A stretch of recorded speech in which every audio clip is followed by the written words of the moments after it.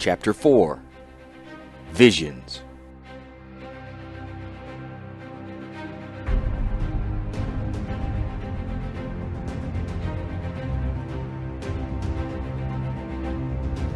This is what Tokasia saw.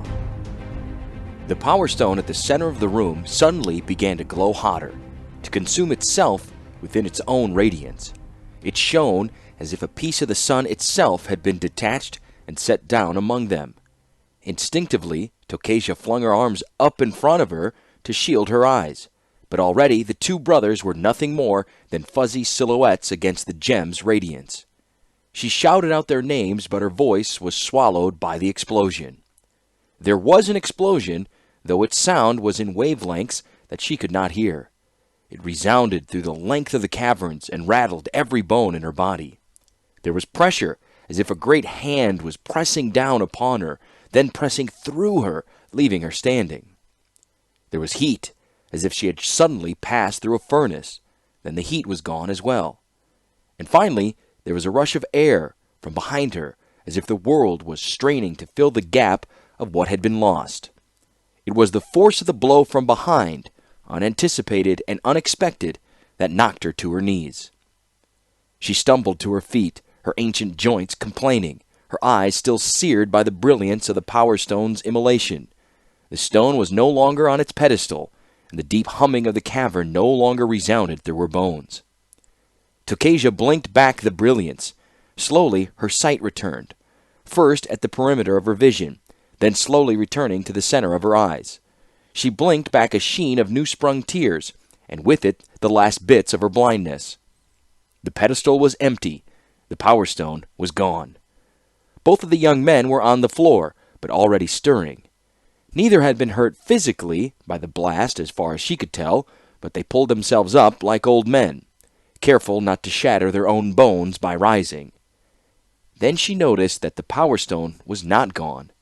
It had been split in two, and each of the brothers held half in his left hand. More of the lights came on in the cavern, and she heard the tramp of metal feet against stone. This is what Urza saw.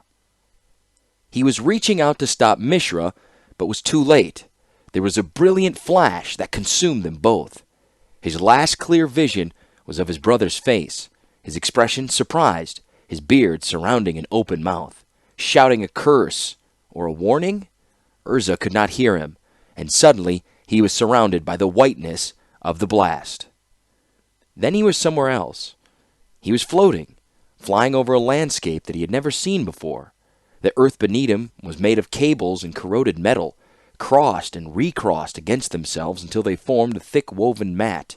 Huge gears broke through the metal landscape, turning slowly and straining against the surrounding cables. Copper-colored snakes moved along the map, but Urza saw that they were instead more cables, blindly seeking their path through the morass of woven wires. There were other great circular plates, gears turned sideways, as thick as Urza was tall, and coated with a thick of patina of corrosion. Urza noticed that the entire landscape was undulating slightly, like a living thing, from the motion of the cogs and wheels beneath. Hills formed around him, moving slowly, pushing the corroded gears relentlessly to his right. In that direction, west, he thought, though in this shifting world it was difficult to be sure, there was a reddish glow. Urza landed on top of one of the gears, and it carried him along as it moved. The mat of copper-colored cables snaked around him, but did not touch him. The landscape seemed to boil with metal snakes.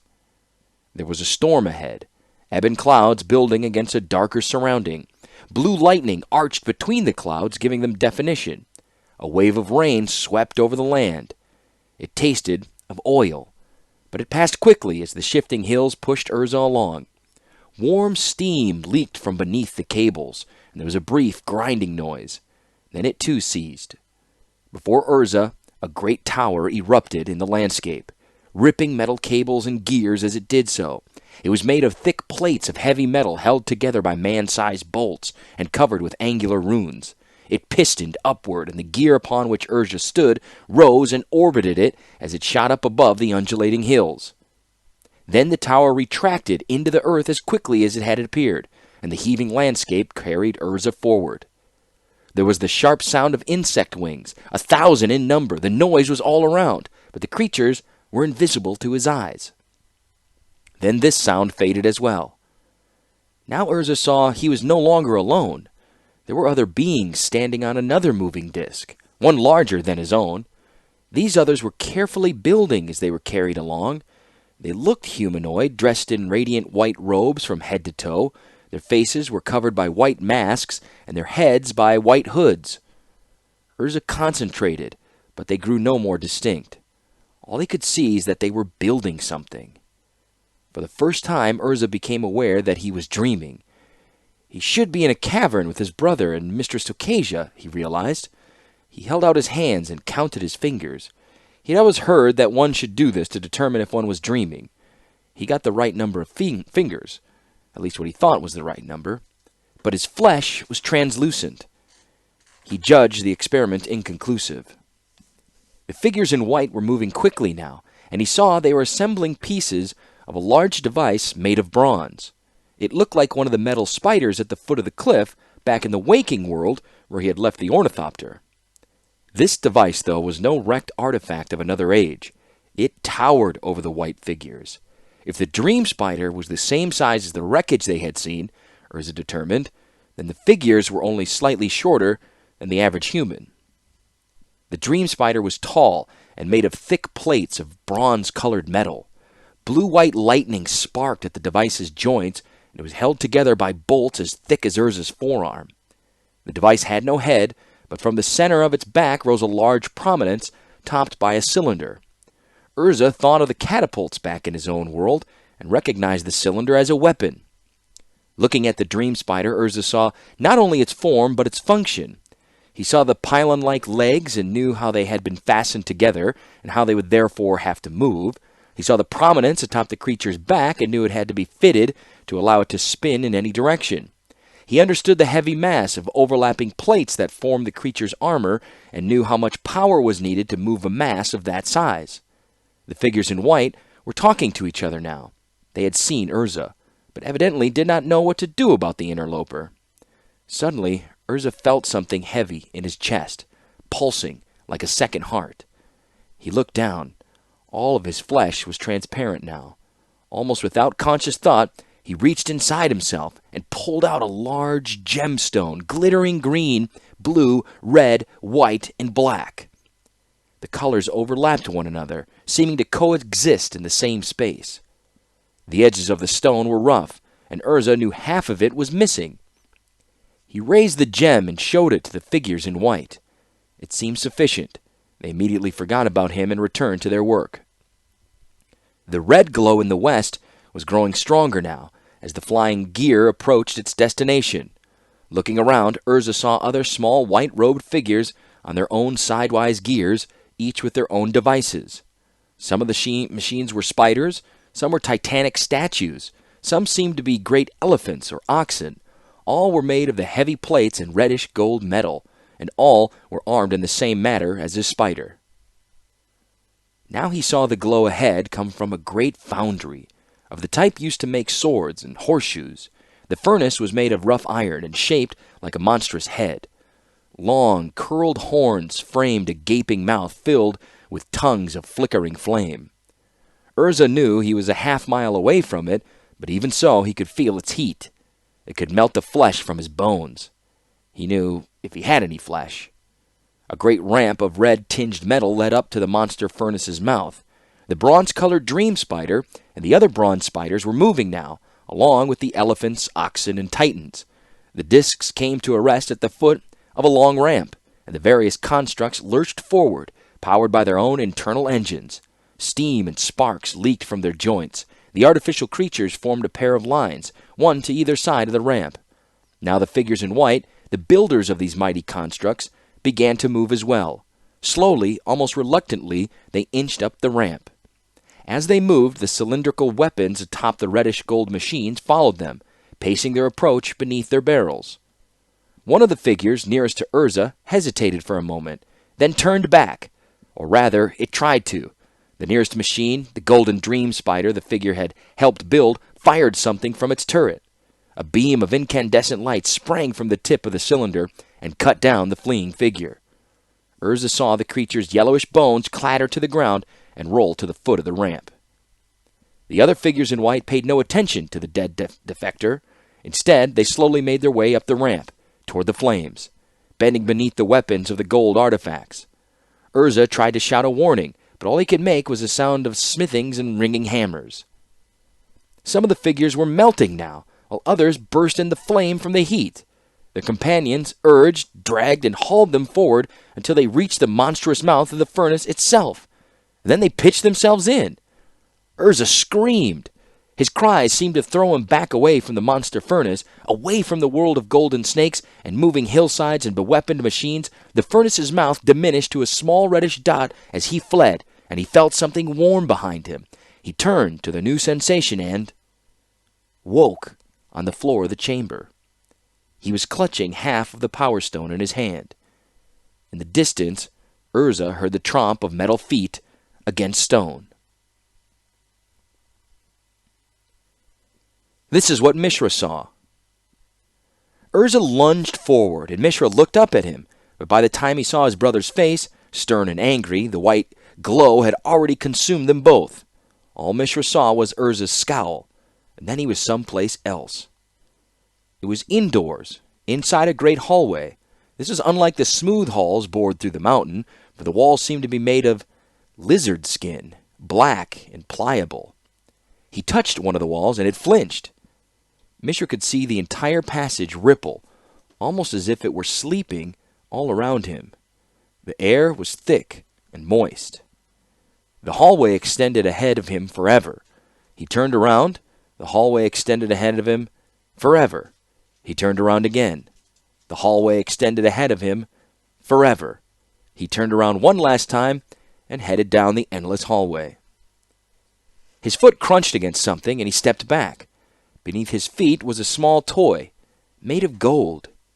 It was in the shape of a human figure, and irrationally Mishra wondered if Urza was somewhere near. And Tokasia. He remembered Tokasia had been with them just moments ago. He looked at the figure, but it was no one he recognized. He had inadvertently broken off the figure's arm, and the figure's face was transfixed in a scream. The floor of head was littered with small screaming figures.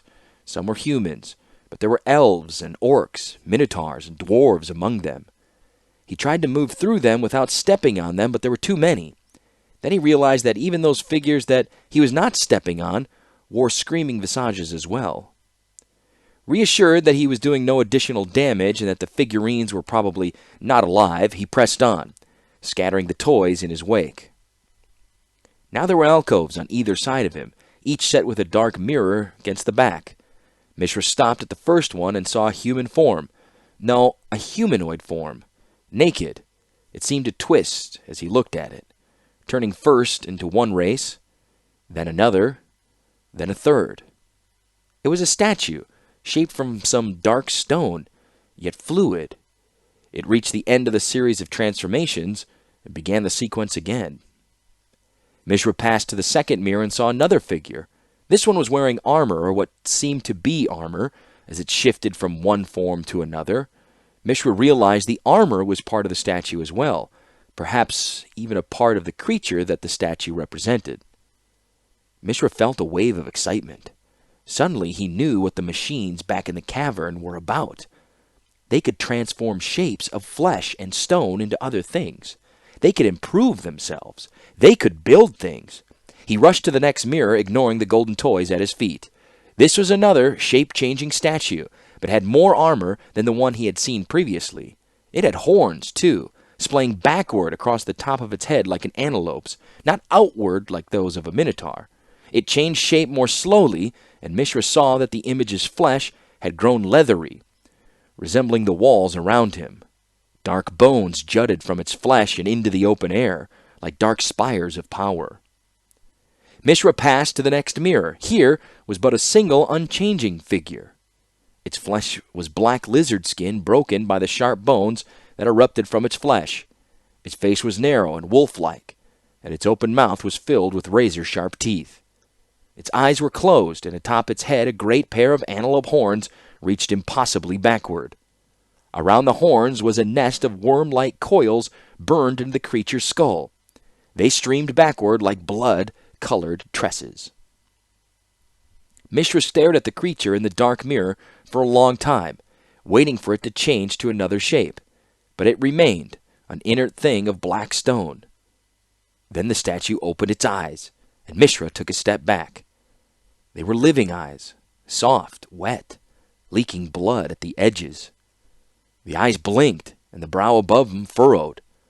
Suddenly Mishra was aware that he was watching not an image, but a living thing. And worse yet, that thing was watching him. The being raised a hand and touched its chest. Mishra mirrored the action, touching his own chest. His fingers brushed against something smooth, and he looked down. Mounted in the center of his chest was a great gem, radiating a spectrum of colors. Forgetting the creature for a moment, he reached up and pulled the gemstone from his breast. It felt warm to the touch, almost comforting. The great jewel was carved in glittering facets around half of its surface, but along one side a large piece had broken off, leaving a ragged juncture behind. The creature reached up and touched its side of the mirror. Despite himself, Mishra felt his own hand raise in response, as if he were the image and the creature now the original. He pressed his hand forward, almost touching the glass itself. The demon of metal, bone, and leather smiled. Someone called his name. He was sure of it.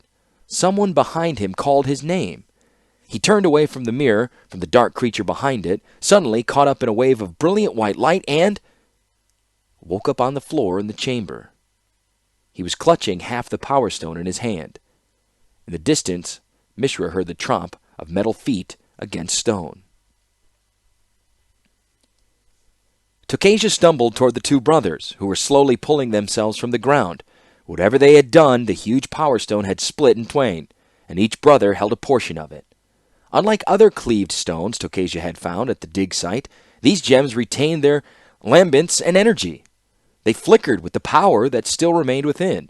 Each gem flashed with a range of colors, though Urza's shone most often red, while Mishra's glowed heavily green. Tokasia blinked and realized it was brighter in the chamber.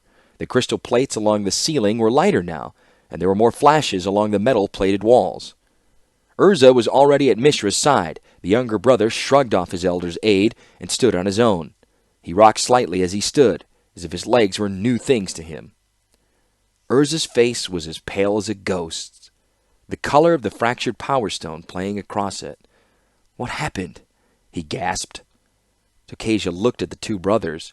They seemed woozy, but relatively intact. "The power gem exploded. You've got the fragments." Mishra pointed at his brother. "It was his fault." "I was trying to stop you," Urza snapped. "Enough!" shouted Tokasia, her voice echoing off the walls. "Listen!" Both young men stopped for a moment and heard the slow, rhythmic tread of metal feet against stone. Numerous and uniform, the footsteps were heavy and relentless, and they were getting closer. Shapes appeared at the far end of the chamber. Tokasia did not remember a door being there before the explosion. Perhaps there hadn't been. There was an opening now, she realized, and through it came a half-dozen titanic shapes. Su-Chi, the guardians of the Thran, with their lupine faces and backward-mounted knees. For all their hulking, twisted structure, they could move fast, though. They bore down on the trio. "Flee!" shouted Tokasia. "No!" said Urza. "I think I can handle this." His gem seemed to glow brighter as he spoke, and he held the bauble in front of him. A single beam of ruby light shone from the edges of the stone and lanced across the room, bathing the 6 oversized mechanisms. They hesitated, drinking in the radiance. Then they moved forward again. "They're moving faster!" shouted Tokasia. "Whatever you did made them stronger." "Then we will flee," said Urza. Mishra raised his own stone, but Urza slapped his brother's arms. "We tried it. It doesn't work. Don't make matters worse." He ran, following Tokasia. Mishra raced behind them. All the stairs that they had descended were like cliffs now to be climbed again. Tokasia felt her muscles strain and cry out with each flight, and her bones felt as if they were made of stone. By the end of the 3rd set of stairs, Tokasia was leaning on Urza's shoulder for support. The Su-Chi were slower on the steps, but the creatures took them 2 at a time and were untiring.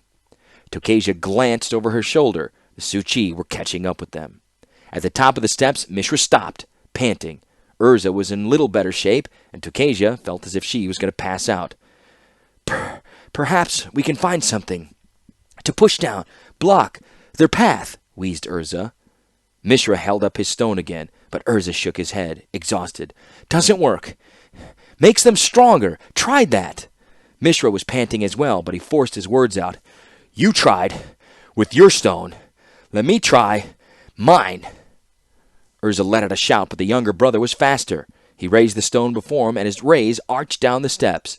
The light from the gem did not pass through the air in straight lines. Rather, it bent in arcing curves tinged with the greenish glow. The light struck the lead Suchi in mid-stride, and it was as it was climbing a step. The artifact, vigorous and healthy a moment before, now sagged noticeably, as if the vitality had been suddenly leached from it. It bent forward on the step, and the creature behind it was taken by surprise and slipped backward, taking 2 more with it as it fell. The 3 collapsed in a pile on the landing, and only 2 of the figures rose again. Didn't stop 'em, gasped Urza. Told you. Slowed 'em down, snapped Mishra. Fight later, said Tokasia, clutching the front of her robes. Run now. Tokasia's chest felt as if it was on fire as they fled back down the corridors. Without side passages, there was little chance of getting lost or of the hiding. The crystalline plates along the ceiling were all illuminated, casting odd shadows as the explorers ran.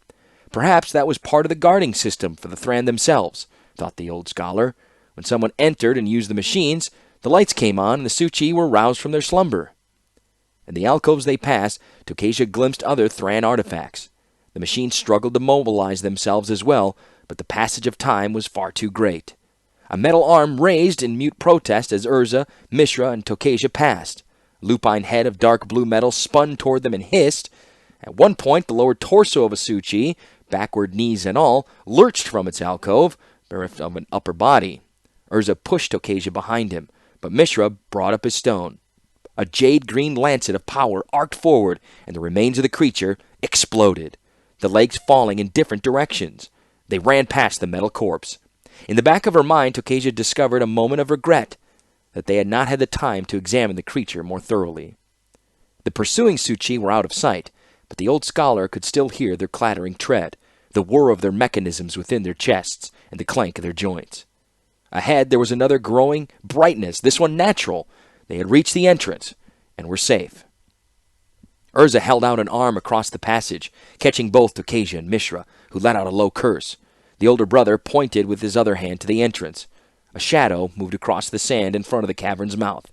Something large was waiting for them. Tokasia looked back for a sign of the pursuing Suchi as both brothers crept forward. The rock was perched directly up of the cavern, like an owl waiting above a rodent's hole for its prey to appear. Urza cursed. Let me try, said Mishra, holding out his stone. This time Urza did not stop him. Mishra edged forward to get a clear shot at the rock with his stone. Urza stayed directly behind him. Mishra held his half a gem aloft, and the greenish arcing light, visible even in the daylight outside, burst forward and streaked up toward the rock. The great bird let out a tremendous shriek. It took to flight, fluttering about 100 yards away to a large rocky spur, where it settled again. The greenish rays followed it, but did no additional damage.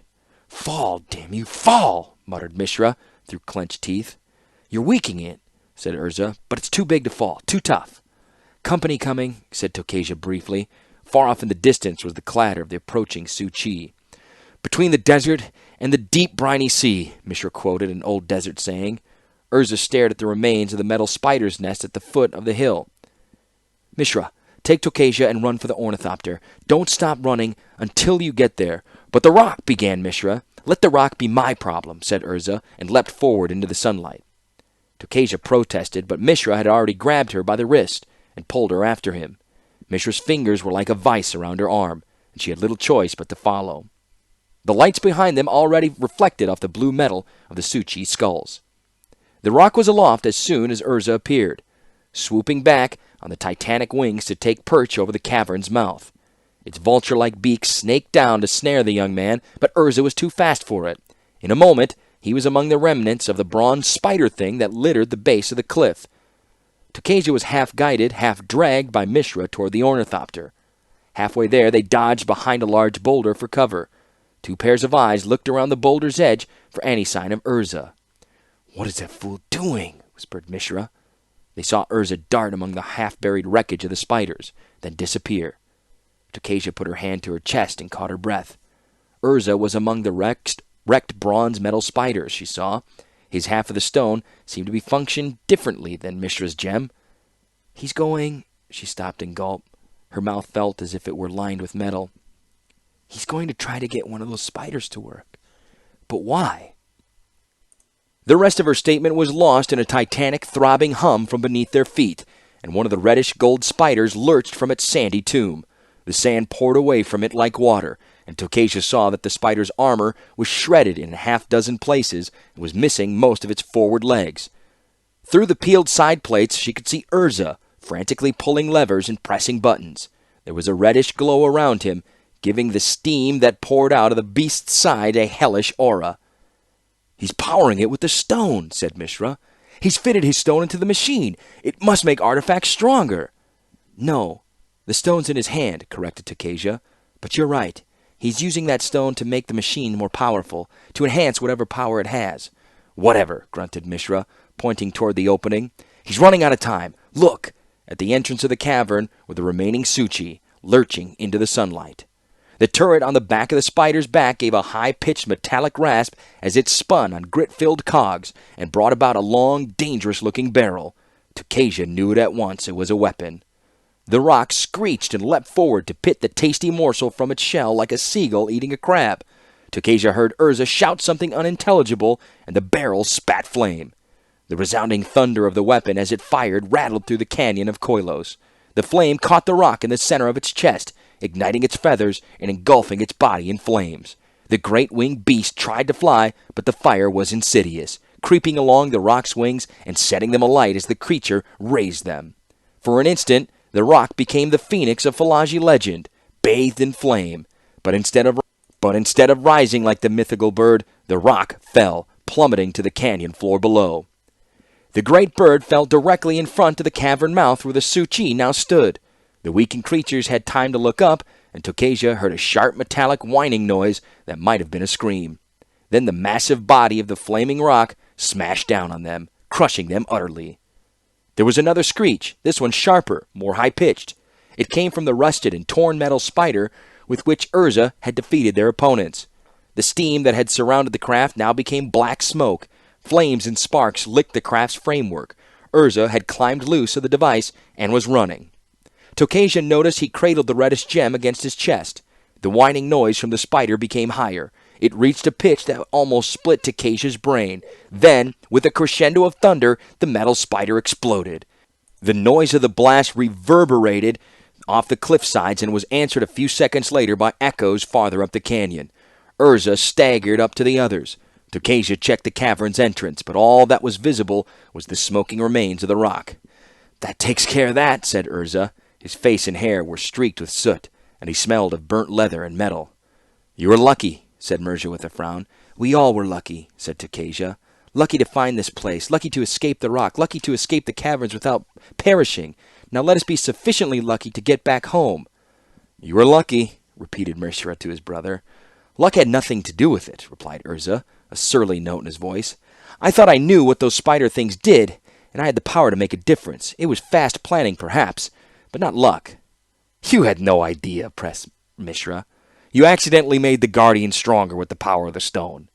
"One learned from one's mistake," said Urza, shrugging. "At least I do. You keep making new mistakes all the time." "Boys," cautioned Tokasia, "this isn't the time for this." "I beat the Suchi with my stone," snapped Mishra. "You blew up the crystal in the first place," riposted Urza. "I did not touch anything," yelled Mishra. "That was you." "Hold!" shouted Tokasia, stepping between the two young men. "We can argue about this once we get aloft. For the moment, we need to repair the ornithopter and get back." She motioned with her head toward the smoldering remains of the rock. "We don't know if that bird was solitary or one of a larger family." Tokasia turned away from the pair. She wondered if there was something among the debris she could use as a walking stick. In the flight from the cavern, she had lost hers, and she could feel the muscles in her legs cramping from overuse. She looked forward to the long rest after this adventure. Behind her, neither of the brothers moved.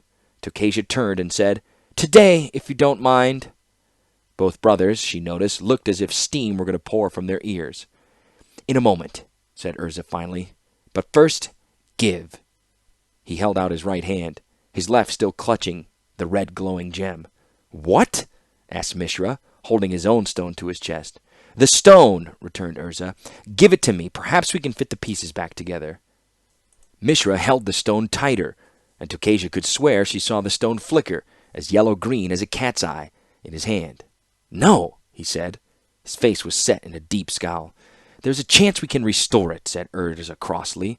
"Good," snapped Mishra. "Give me yours." Urza's face grew longer. "I can't. You might break it." "I don't break things," said Mishra hotly. His voice was shrill. To Tokasia it seemed on the verge of breaking, as it had done several years before during his adolescence. "You're the one who always thinks you know everything," he continued. "You always blame me. Well, you're not as smart as you think you are. Everyone knows that." "I know better because I'm older," said Urza coldly. "Then you know I don't want to give up my stone," retorted his brother. "If you want to fit it together, give me yours, Master High and Mighty, too good for the rest of us. Show me your all-wise brother. Give me your stone." "You want it?" snarled Urza. "Fine, take it then. You always take things that aren't yours." Tokasia started to shout, but it was too late. Urza's hand lashed out, the stone still gripped tightly in his fist. Mishra stepped forward directly into Urza's punch. The gem connected with the younger brother's forehead, and he went down in a heap. Urza leapt forward, kneeling over the fallen form of his brother. I'm sorry, Mishra. I didn't mean to hit you." Mishra had already pushed himself up from his elbows and was trying to back away. "Get away from me, damn you!" Tokasia pulled on Urza's shoulder. "Get up. You should know better," she snarled. Her temper was frayed to the breaking point. "You're always saying you're older and the smarter one," she rapped out. "Well, look what you've done." Urza started to speak, then looked at his brother. The gem had cut Mishra's face. The crimson blood already welled in the wound at his temple. Urza looked at Tokasia again. I'm sorry," he stammered. He held out his empty hand to Mishra. "I didn't mean to. I'm sorry." Mishra lashed out, knocking away Urza's hand. "Go away! I don't need your help." Tokasia started to speak. "Now, Mishra, your brother is just trying—" "And I don't need you to explain things away for him either," Mishra interrupted. "I'll be fine." He turned to his brother. "The stone is mine. You have one of your own." Tokasia felt her insides melting with anger. Both young men were stupid, pig-headed fools. She had no time for this. She breathed heavily, controlling her temper by an act of will. "Fine," she said at last. "Urza, you tend to the strut on the ornithopter. Mishra, check the remains of the rock to see if any of the Suchi guardians survived. Shout if any do." Neither brother moved, and Tokasia put steel in her voice. "Now, children!" Both turned to their task, but Tokasia noticed that each glowered at the other as if they were rival dogs.